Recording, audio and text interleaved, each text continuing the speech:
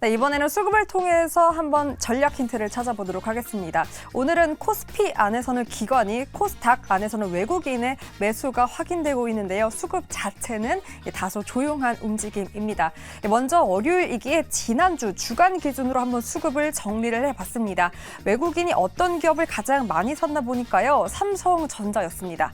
무려 13거래일 연속해서 삼성전자에 러브콜을 보내고 있고요. 그리고 무엇보다 기아에도 연속성을 보입니다. 아시다시피 지난달 말부터 계속해서 매도를 보였다가 최근 들어 3거래일 연속해서 기아와 현대차를 강하게 매수하며 포지션이 바뀐 모습도 확인되고 있고요. 그 밖에도 셀트리온 헬스케어, 위메이드까지 강한 매수를 보였던 외국인입니다. 그랬던 외국인 오늘 오전 9시 50분 기준으로 보니까요. 반도체에는 매도를 보이고 2차 전지를 다시금 사들이고 있습니다. 포스코 퓨처엠을 가장 많이 사들이고 있고요. 인근 사업장에 이 탄소 절감을 위해서 숲을 또 조성한다라는 소식을 전했습니다. 이 같은 소식에 오늘 외국인 가장 많이 사들이고 있고 포스코 퓨처엠과 함께 LG 에너지 솔루션, 에코프로를 2차 전지 안에서도 강하게 매수하는 모습입니다. 그 밖에도 JYP 엔터, 삼성 바이오로직스를 사들이고 있네요. 넘어가서 기간 수급도 한번 점검을 해볼게요. 주간은 지난주 주간 기준으로 봤을 때 에코프로 BM을 가장 많이 사들였습니다. 업종별로 다양하게 사들였고요. 한올 바이오파마, 에셀, 그리고 알리 쪽의 호재 소식을 전한 CJ 대한통운과 또 TSE까지 함께 강하게 매수하는 모습이었습니다. 오늘 오전 기준으로 보니까요. 반도체 두 대장 강하게 사들이며 삼성전자, SK하이닉스 매수 보이고 있고 2차 전지로는 외국인과 함께 포스코 퓨처엠 그리고 삼성 SDI를 사들입니다. 삼성중공업도 있는데 조선주의 이야기는 잠시 후 자세히 한번 다뤄보도록 할게요. 넘어가서 개인 투자자분들의 장바구니도 체크해보도록 하겠습니다. 다름 아닌 2차 전지 두 기업이 가장 많이 매수한 모습으로 지난주에 확인이 되었고요. 에코프로 BM, 포스코 퓨처엠을 강하게 매수한 가운데 농심과 한미반도체, JYP도 잇따라 매수를 보였습니다. 매도 쪽도 한번 확인을 해봤는데요. 매도를 확인하다 보니까 외국인과 또 개인이 정확하게 정반대의 매수 포지션을 취하고 있음이 확인이 되었습니다. 먼저 지난주 금요일에 상장을 했던 에코프로 머티죠. 개인과 외국인이 정확하게 물량을 반대로 취하고 있더라고요. 외국인은 일단 에코프로 머티를 가장 강하게 매도를 보였습니다. 그 물량을 개인이 고스란히 받아내며 기대보다 더 높았던 시세를 보이기도 했죠. 58% 급등을 보였던 지난주 금요일이었습니다. 에코프로 머티뿐만이 아니고요. 순 매도를 보였던 삼성전자, 기아, 셀트리온에 대해서 외국인은 반대로 매수 포지션을 정확하게 취했습니다. 삼성전자, 기아, 셀트리온 정확하게 매수와 매도 포지션이 반대인 가운데 과연 이 속에서 우리는 어떤 힌트를 찾아 전략을 취할 수 있을까요? 고수님들 알려주세요. 네, 오늘은 수급부터 좀 확인을 해봤습니다. 왜냐하면 오늘 또 올라가는 종목들이 수급이 또 집중된 종목군들도 있고요. 과연 어떠한 변화가 있었길래 오늘장 이렇게 또 가뿐한 상승을 보이면서 시장이 오르나 해서 수급을 열어보면요. 코스피에서는 기관의 매수세, 코스닥에서는 그렇게 많지는 않지만 외국인의 매수세가 나타나고 있고 사실 코스피에서 외국인이 사지도 팔지도 않는 지금 좀 눈치 보기를 하고 있는 상황 속에서 오늘 선물 쪽에서는 5천억 넘는 매수세가 들어오고 있습니다. 일단 수급 부분을 좀 체크해보자면 이재규 교수님 오늘 깜짝 놀라셨나요? 아니요. 수급의 특징 뭐가 가장 눈에 띄십니까? 네, 방금 전에 말씀하신 것처럼 수급적인 부분에서 되게 특징적인 것은 없습니다. 금액 자체가 많이 들어오는 것도 아니고요. 하지만 11월 달 들어서 외국인들의 국내 시장에 대한 순매수는 이어지고 있는 부분이라서 이 외국인들의 매도세가 갑자기 출회되면서 시장을 좀 혼란스럽게 만들지 않는다라고 한다면 우리 시장이 저는 지난주부터 좀 말씀을 드리고 있지만 공매도 금지 이후에 어찌됐건 간에 지수 자체가 어느 정도 우상향의 기조를 이어갈 가능성이 높다라고 보고 있습니다. 그래서 우리가 계속해서 이 외국인의 수급을 체크해야겠지만 거기에 이제 영향을 미칠 수 있는 유가라든지 환율 같은 경우도 계속해서 체크를 하면서 우리가 볼 필요가 있다. 다만 이번 주 같은 경우는 미증시에는 휴장도 있고요. 그렇죠. 그리고 엔비디아 실적 발표라는 또 굵직한 이슈가 있기 때문에 이런 내용들을 좀 체크할 필요는 있다라고 보고 있습니다. 네, 이번 주에는 이제 미국 시장 같은 경우는 3.5거래일밖에 되지 않는 거고요. 그 가운데 있어서 여러 가지 또 굵직한 이벤트들도 예정돼 있기 때문에 시장의 변동성이 좀 나타날 수 있을 만한 시장인데 그럼에도 불구하고 오늘장 이렇게 또 반가운 상승은 코스닥에서 1.5% 강세, 어쨌든 2차 전지주들이 이끌고 있는 거죠. 임순재 교수님, 그러니까 저희가 잠시 후에 뭐 관련한 이야기 자세히 나눌 거니까 2차 전지주로 몰리는 수급이 과연 이게 괜찮은 건지, 그러니까 제 말은 단발적인 수급인 건지 어떻게 일단 보십니까? 뭐 에코프로 머티리얼즈 때문에 지금 올라가고 네. 있다라고 보시면 될 것 같고요. 뭐 이따 또 말씀을 드릴 거긴 하지만 일단 뭐 관련된 종목들이 이제 에코프로 머티리얼즈가 상한가를 기록을 하면서 여타 이제 2차 전지 관련주 쪽으로도 이제 매기가 좀 들어오고 있는 거 아닌가 싶습니다. 일단 뭐 2차 전지 관련돼서는 지금 움직이는 건 뭐 수급 때문에 움직인다라고 보시는 게 좀 더 맞지 않을까 싶고요. 뭐 그런 관점에서 본다라고 하게 되면 단기적인 이제 상승세에 좀 머물 가능성도 좀 있다라는 점도 주목해서 보시면 어떨까 싶습니다.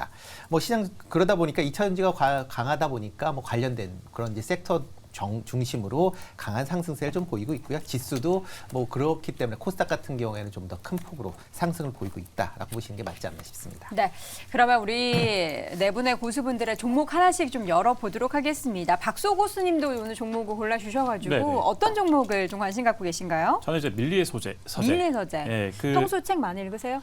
책 뭐 계속 직업이 책 읽는 거니까. 네네. 네. 밀리의 서재. 아니, 자신감 없이 대답하시는 거 보니까 그러니까 직업적으로 책을 읽어야 돼서. 네. 자, 밀리의 서재 꼽아주셨습니다. 네, 네, 상장한 지 얼마 안 된 기업이잖아요. 그렇습니다. 그래서 이게 이제 그 다른 책들은 출판사들이 보통 보면 이제 성장의 여력이 좀 떨어집니다. 네. 왜냐하면 그 뭐 책이 하나 나오면 잘 팔리거나 안 팔리면 또 책 뭐 이렇게 영업이익이 줄어들거나 이렇게 하는데 밀리의 서재는 이제 이 구독 경제를 강화했다 이런 측면에서 굉장히 좀 의미가 있습니다. 그래서 밀리의 서재에서 지금 보면 2023년 3분기 매출이 146억 원인데 영업이익이 25억 원입니다. 그러니까 영업이익률이 거의 15%대 네. 가까이 올라가고 있고 누적 영업이익도 75억 원이니까 올해 3분기까지 이렇게 보면 굉장히 수치가 좋습니다. 그래서 네. 어떻게 뭐 요즘에 누가 책을 읽어 그러는데 월정액 단위의 전자책 구독 서비스. 그러니까 우리가 보통 이제 책을 이제 월 단위로 그동안은 구독을 하거나 이렇게 하는 것들이 조금 어렵지 않겠느냐 이랬는데 밀리의 서재가 이거를 돌파해냈습니다. 그래서 이 부분이 그러니까 구독 경제에서 전자책 시장이 분명히 있다는 걸 증명해냈고 이걸 바탕으로 해서 지금 계속해서 기업 간 거래 그러니까 삼성전자라든지 이런 큰 대기업들하고도 밀리의 서재가 이제 B2B 거래를 이제 체결을 하니까 우리 문화상품권 이런 거 아니면 문화정책 이런 거 하잖아요 기업들이.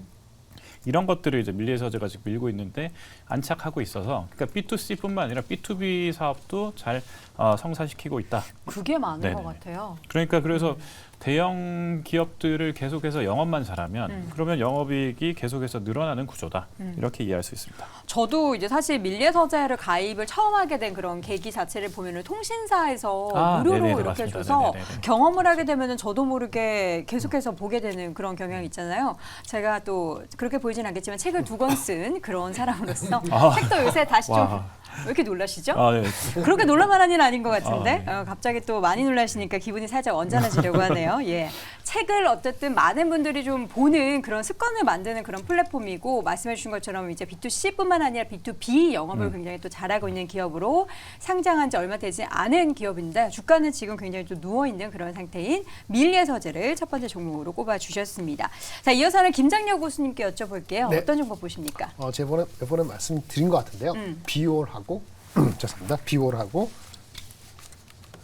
어떤 거요? 비올하고 토비스? 네, 토비스. 아, 그렇죠. 예. 목이 비올하고 말씀드렸던 토비스 네. 두 종목을 다 보고 계신 이유. 사람 이제 투자자들이 좀 인식이 좀 확대된 것 같아요. 긍정적으로 수급 뭐 주체 세력이라보다는 실적이 일단 둘 다 받침이 됐었고 3분기 실적이 다 나왔죠. 근데 4분기도 뭐 꾸준히 괜찮을 것 같고 네. 무엇보다도 밸류에이션에서 아주 비싸지 않다라는 생각을 새롭게 비올 위험기기 중에서 사실은 그 미국 비중이 높아서 여러 가지 잡음이 사실은 한두 달 전에 있었는데 네. 그거를 이제 딛고 새롭게 리레이팅 영역으로 들어가는 거 아닌가라는 느낌이 들고요. 비올 같은 경우에 토비스는 그 디스플레이인데 카지노 디스플레이가 핵심이었습니다만은 그렇죠. 사실은 더 자동차용 쪽으로 차량용 쪽으로의 어떤 비전이 좀 더 구체화되고 가시화되고 강화되는 느낌이 있는데요. 아마 조만간 내일인가 언젠가 하여튼 무슨 IR 활동도 하는 것 같은데 그거 앞두고 좀 기대 심리가 있는 것 같은데 아마 지금 주가가 제가 예전에 말씀드렸을 때보다도 별로 올라가지 않은 상태이기 때문에 좀 아직 덜 오른 상태에서의 매력도는 사실 뷰로보다는 토비스가 더 있어 보이지 않는가라는 생각이 드는 거죠. 그래서 둘 다 실적이 기반이 된 안정적인 성장주다. 투자가들이 이전보다는 관심을 좀 가질 수밖에 없는. 왜? 네. 지금 이제 그 매크로 환경이 좋아졌다고 합니다만은 경기 침체가 어떻게 되느냐는 또 하나의 또 관건이 있기 때문에 네. 중소 종목에서 편안하게 가져갈 종목이 많지가 않단 말이에요. 그런 그런 측면에서 봤을 때는 관심사항에 들어갈 수 있는 좋은 후보로서 좀 등극을 한 것 같다. 그런 느낌이 드네요. 네. 네. 두 종목 모두 최근의 수급을 보면 기관의 매수세가 집중이 되고 있다는 것을 확인해 볼 수가 있고요. 덜 오른 종목이라고 말씀해 주셨던 토비스 같은 경우에는 박스권의 등락을 보이고 있지만 비올은 최근 계속해서 우상향을 보이고 있다는 점도 여러분 함께 확인해 보시길 바랍니다. 자, 이어서 이재규 교수님의 탑픽 종목 뭘까요? 네, 저는 지난주에는 제가 이 덕산네오룩스라는 OLED 소재 기업을 말씀을 드렸는데 네. 오늘은 선익 시스템이라는 기업을 좀 준비해 봤습니다. 그 OLED 증착 장비를 만드는 회사라고 보시면 되는데 3분기 때 영업이익이 이제 흑자 전환이 됐고요. 계속해서 이제 OLED 시장 성장에 따른 모멘텀을 받을 수 있다라고 보고 있습니다. 특히 OLED 시장 같은 경우는 애플 쪽에 영향을 많이 받고 있는데 애플 같은 경우는 어쨌든 휴대폰 쪽에서 OLED를 계속해서 사용을 하고 있었죠. 2016년부터 OLED를 채택해서 사용을 하고 있는데 휴대폰뿐만 아니라 이제 태블릿 쪽에도 OLED를 사용하게 될 것이다라고 이야기를 하고 있습니다. 실제로 판매량 같은 경우는 이 휴대폰이 태블릿보다 약 5배 정도 많이 나온다라고 하는데 어쨌든 이 화면의 면적 자체가 다르기 때문에 휴대폰 시장이 하나 정도 더 생기는 것이다라고 시장에선 평가를 하고 있죠. 그리고 태블릿 같은 경우는 어찌됐건 간에 우리가 작업을 하거나 영상 시청을 한다라는 그런 목적성을 가지고 있기 때문에 실제로 이제 OLED가 더 많이 OLED 소재는 더 많이 사용된다라고 합니다. 그래서 OLED 소재 쪽으로는 지난번에 말씀드렸었던 덕산 네오룩스를 계속해서 보시면 좋을 것 같고요. 장비 쪽으로는 선익 시스템이 오늘도 좀 강하게 올라오고 있는데 네. 어느 정도 조정을 받게 된다면 디스플레이 쪽에 대한 우리나라 수출입 지표 같은 경우도 계속해서 잘 나오고 있는 상황이기 때문에 2024년도까지는 그래도 좀 눈여겨볼 수 있지 않을까 이렇게 생각이 됩니다. 네, 선익 시스템 현재 주가 7% 넘게 강세를 보이고 있는데 오늘 2차 전지주뿐만 아니라 반도체도 IT 쪽에서도 주가의 상승폭이 커지는 종목들이 꽤 많습니다. 자, 이어서는 임순재 교수님은 어떤 종목 보실까요? 네, 뭐 조선업종 중에서 STX 중공업 조금 관심 있게 보시면 어떨까 싶습니다. 네. 뭐 중소형 이제 선박용 엔진을 이제 전문적으로 제작하는 업체다라고 보시면 되는데요. 뭐 3분기 영업이익이 큰 폭으로 증가를 했습니다. 뭐 매출 같은 경우는 뭐 117%, 그다음에 영업이익도 22% 증가하는 그런 모습을 보였는데요. 뭐 전방 산업인 뭐 조선업체들의 이제 실적이 개선이 되면서 관련된 이제 납품이 증가했던 게 이제 매출이 큰 폭으로 증가했었던 주요 원인이다라고 보시면 되겠습니다. 뭐 일단 국내 조선사들이 뭐 계속 지금 선박 수주가 이어지고 있는 그런 상황이고요. 이에 따라서 선박용 엔진에 대한 발주도 계속 꾸준하게 이루어지고 있는 그런 상황입니다. 그렇기 때문에 뭐 일회성으로 뭐 좋아지는 게 아니라 아마 선박 관련된 쪽으로 뭐 중장기적인 관점에서 계속 좀 관심 있게 보셔야 되지 않을까라는 생각이 들고 있고요. 특히 이제 STX 조선 같은 경우는 이제 H 현대중공업으로 이제 편입이 되면서 아마 친환경 선박용 엔진에 대한 부분이 좀 더 강화될 걸로 예상이 되고 있습니다. 최근에 이제 각 선박사들 같은 경우도 이렇게 친환경 선박에 대한 그런 이제 투자가 이제 증가되고 이제 발주도 이제 증가하고 있기 때문에 그런 수혜도 같이 볼 수 있기 때문에 뭐 중장기적인 관점에서 좀 관심 있게 보시면 어떨까 싶습니다. 네, 조선주 얘기는 저희가 또 잠시 후에 자세하게 이야기 나눠볼 예정이니까 여러분 함께 확인해 보시면 좋을 것 같고요. 다시 한번 수급 특징주 또 그에 따른 탑픽 종목 정리해 드리겠습니다. 김장렬 고수는 비올과 토비스, 박수호 고수는 밀리의 서재, 임순재 고수는 STX 중공업, 이재규 고수는 선익 시스템을 선택했습니다. 자, 오늘 장탑5 이어지는 4위 주제 확인해 보시죠.